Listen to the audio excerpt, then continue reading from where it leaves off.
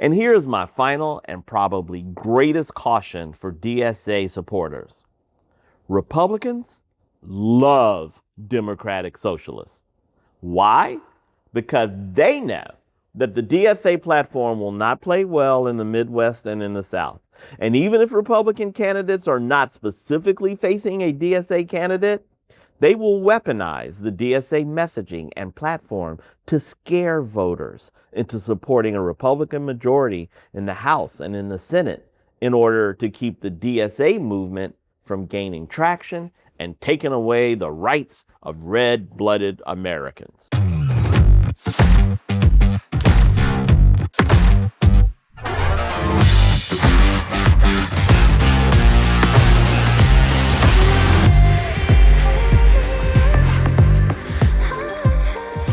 Hello again. Welcome to The Ruthless Truth. I am your host, Truth Davis. In this forum, I share opinions, thoughts, truths on a wide variety of topics based on what I believe to be a unique life experience. And you can read the details of that in the notes or the profile bio. My intent is to share stories and experiences and hopefully provide some guidance to you on your life and career journey.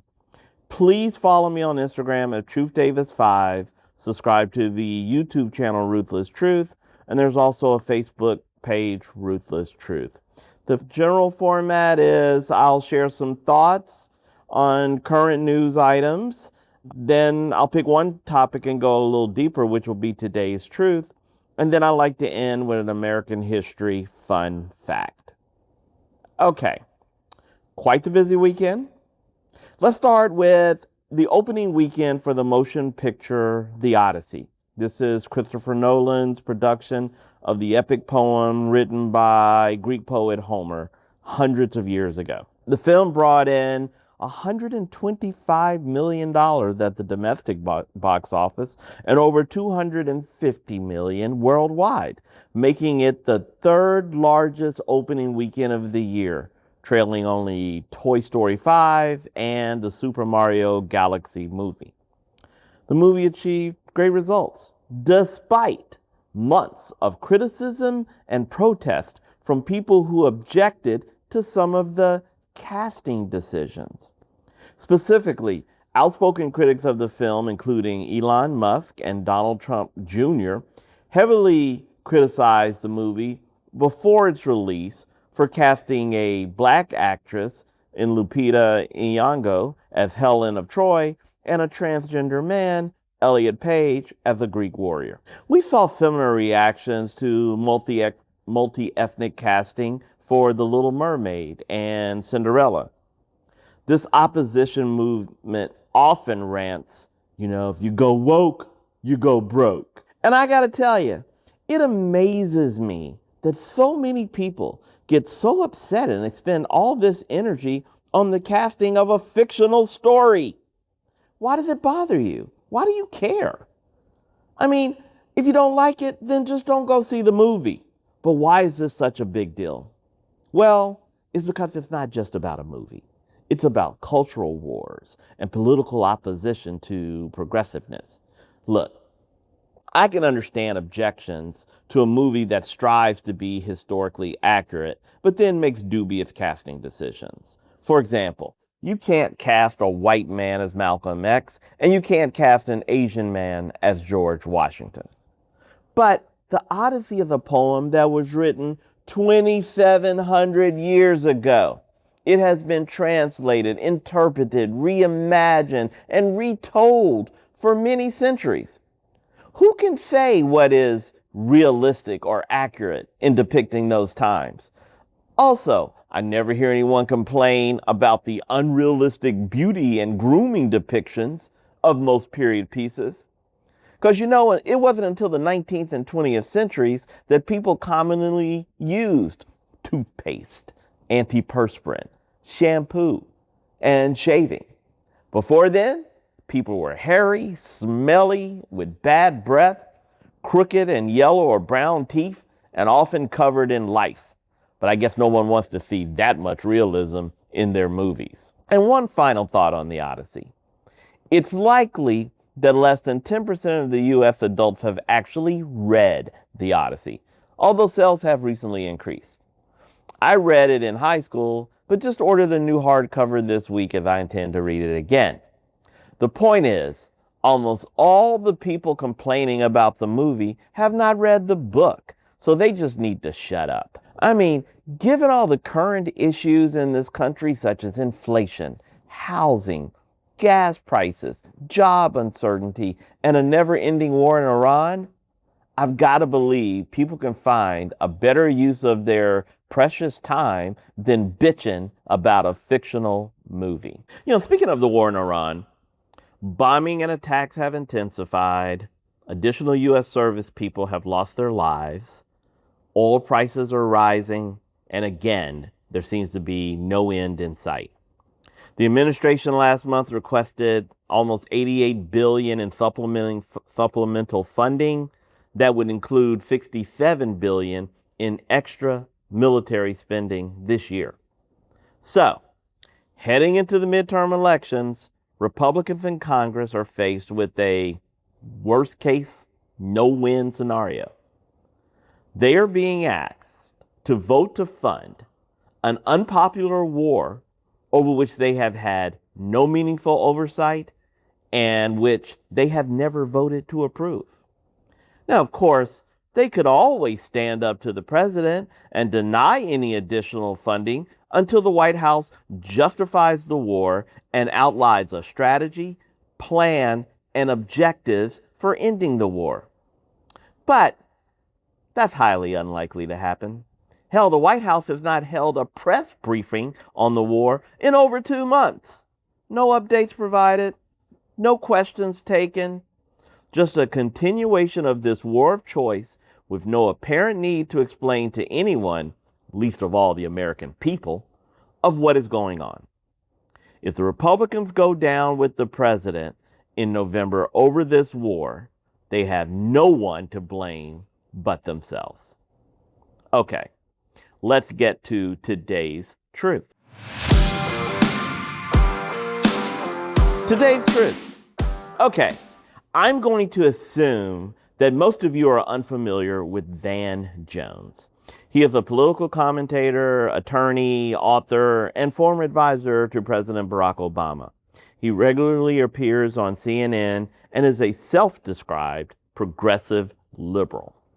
Well, this past weekend, in a post on X, he pushed back on Democratic Socialists saying, quote, "I'm tired of being told that to be a progressive, I must swear allegiance to crazy ideas," end quote. As you can imagine, he has received serious blowback for his remarks.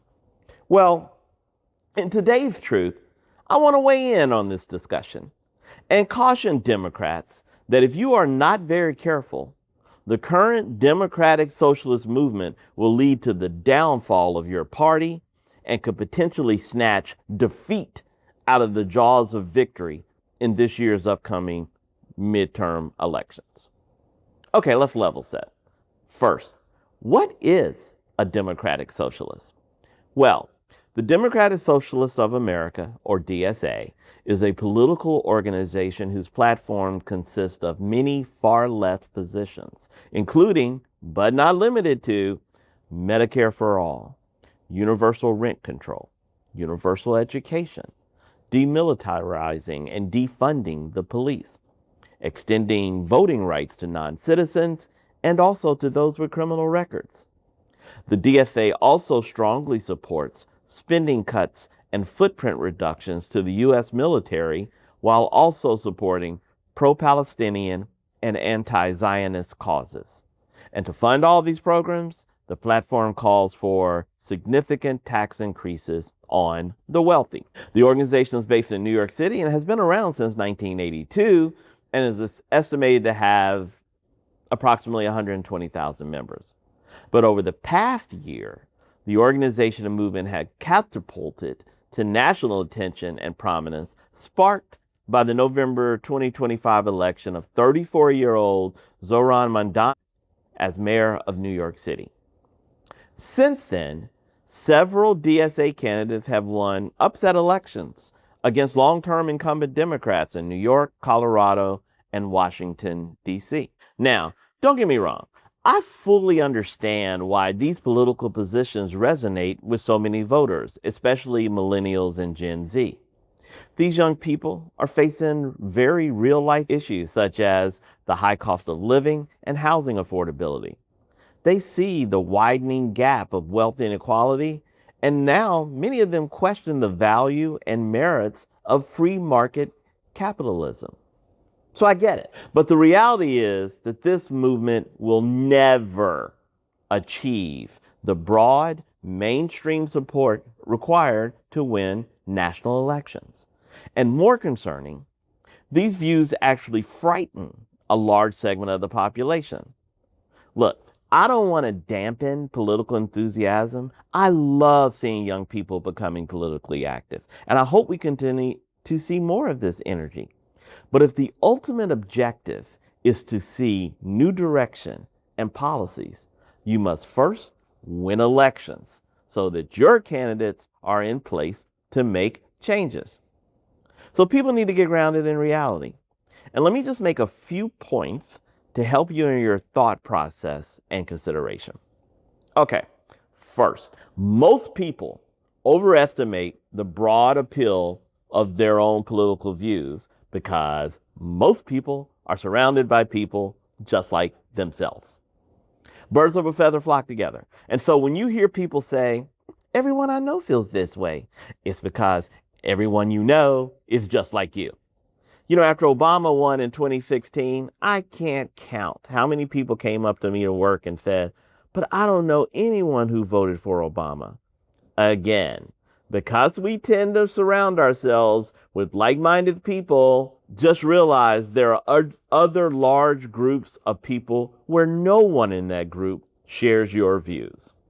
Okay, second, loud voices do not equate to popular support. You know, one of the deceptions of the internet and social media is that a small group of vocal and passionate people can seem like a much larger group in reality. As I mentioned earlier, there was loud and enthusiastic opposition to casting decisions in the Odyssey. Opponents predicted box office failure. What they have since learned is they were part of a small minority that had no material impact on the box office of the movie. Next, despite all the political rhetoric, the overwhelming majority of U.S. citizens and voters are politically in the middle. Only 27% of registered voters identify as Republican, with another 27% identifying as Democrats. So almost half identify as independents, okay? And within the 27% of Democrats, only a small percentage of them would identify as Democratic Socialist, meaning the percentage supporting the DSA platform is in the single digits. Another point. All of the DSA victories to date were in deep blue cities and states. This did not represent some game-changing blue wave. All they did is replace one Democrat with another Democrat. We see this all the time with MAGA, where the primary winners often garner a large percentage of the vote against fellow Republicans. But when they get to the general election, they find that their appeal is somewhat limited. This is how Georgia was able to place 2 Democrats in the U.S. Senate in a red state that voted for Trump. And here's my final and probably greatest caution for DSA supporters. Republicans love Democratic Socialists. Why? Because they know that the DSA platform will not play well in the Midwest and in the South.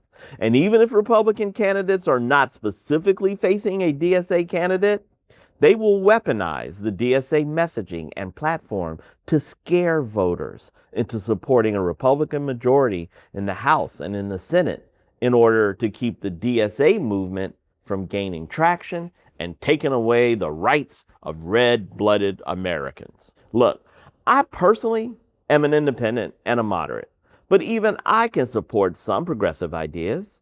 I believe healthcare should be more affordable and available to all.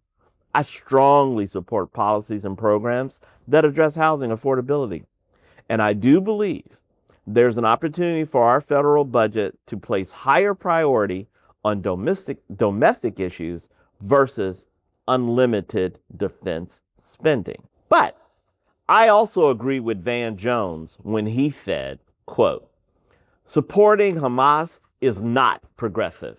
Okay? The idea of no police, no prisons, no borders, which would let pedophiles, human traffickers, terrorists, hate groups, and crime syndicates run wild, is not progressive for vulnerable communities. Celebrating the murder of Israeli civilians is not progressive. These ideas are regressive. And if we can't tell right from wrong, good from bad, smart from Looney Tunes, Team Blue will go down the same road that turned the Republican Party into a shell of itself. End quote. So to summarize, in the upcoming midterm elections, as well as in local and state contests, Democrats have the potential to make significant gains. But they just need to be careful that their platform is not hijacked by the Democratic Socialist movement, and as a result, squander the opportunity that lies before them. Okay, let's get to today's American History Fun Fact. Today's American History Fun Fact. You know, nearly every episode of The Ruthless Truth includes an American History Fun Fact, and I do this for a couple of reasons. First, I just love American history. I mean, I find it fascinating. And second, most of us received a very narrow and limited American history education while in school.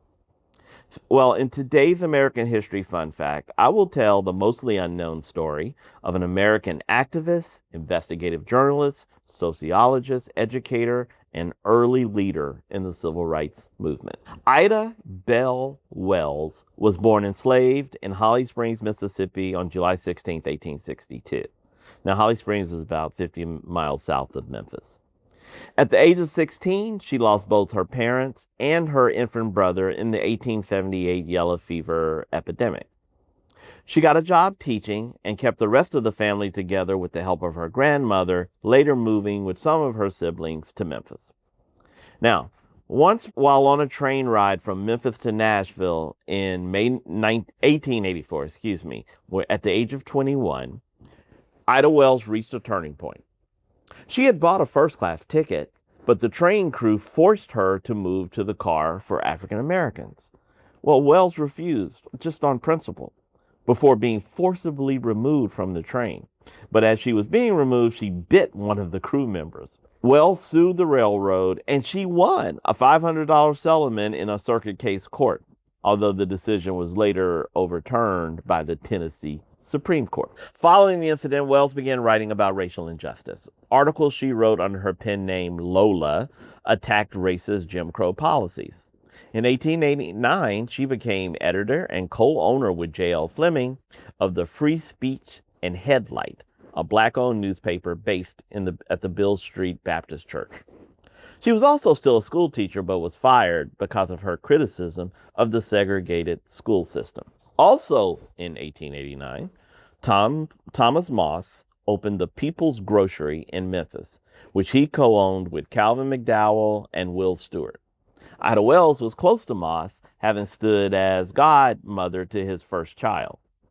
The People's Grocery was successful and drew customers away from Barrett's Grocery, a white-owned store in the neighborhood. The white store owner, William Barrett, and his supporters clashed with Moss and his co-owners on multiple occasions. One night, they had to guard their store against an attack and ended up shooting several of the white men. They were arrested and taken to jail. But unfortunately, they did not have a chance to defend themselves, because around 3:25 a.m. on the morning of March 9, 1892, a mob of approximately 75 masked men gained entry to the Shelby County Jail by ringing the bell and giving the name of a well-known officer, tricking the watchman into opening the outer door. The men seized and bound the watchman. Then they located and took Moss, McDowell, and Stewart from their cells and murdered them. After the lynching of her friends, Wells wrote in her newspapers, Free Speech and Headlight, urging blacks to leave Memphis altogether. She said, quote, "There is, therefore, only one thing left to do. Save our money and leave a town which will neither protect our lives and property nor give us a fair trial in the courts, but takes us out and murders us in cold blood when accused by white persons." Wells wrote articles decrying the lynching and risked her own life, traveling the South to gather information on other lynchings. One of her editorials pushed some of the city's whites over the edge. And in May 1892, a mob stormed her newspaper office and destroyed all of her equipment. Now, Wells was vacationing in New York at the time of the incident, which likely saved her life. Ida B. Wells never again returned to Memphis. Now, later that same year, on October 26, 1892, Wells began to publish her research on lynchings in a pamphlet titled Southern Horrors, Lynch Law in All Its Phases. Having examined many accounts of lynchings due to the alleged, quote, rape of white women, she concluded that Southerners accused black men of rape to hide their real reasons for lynchings. Black economic progress, which white Southerners saw as a threat to their own economic progress. Wells continued to research and write about lynchings, and in 1895, she published A Red Record. This 100-page pamphlet was a sociological investigation of lynching in the United States since the Emancipation Proclamation of 1863. She later toured and gave speeches in Great Britain, looking to gain anti-lynching support. And on the last night of her second tour, the British Anti-Lynching Committee was established, reportedly the first anti-lynching organization in the world. She also brought her anti-lynching campaign to the White House in 1898 and called for President McKinley to make reforms, although nothing really came from that. In 1895, Ida Wells married Ferdinand Barnett, an attorney and fellow anti-lynching activist with whom she had 4 children. And despite being married, Wells was one of the first American women to keep her maiden name. In 1909, she attended a conference for an organization that would later become the National Association for the Advancement of Colored People.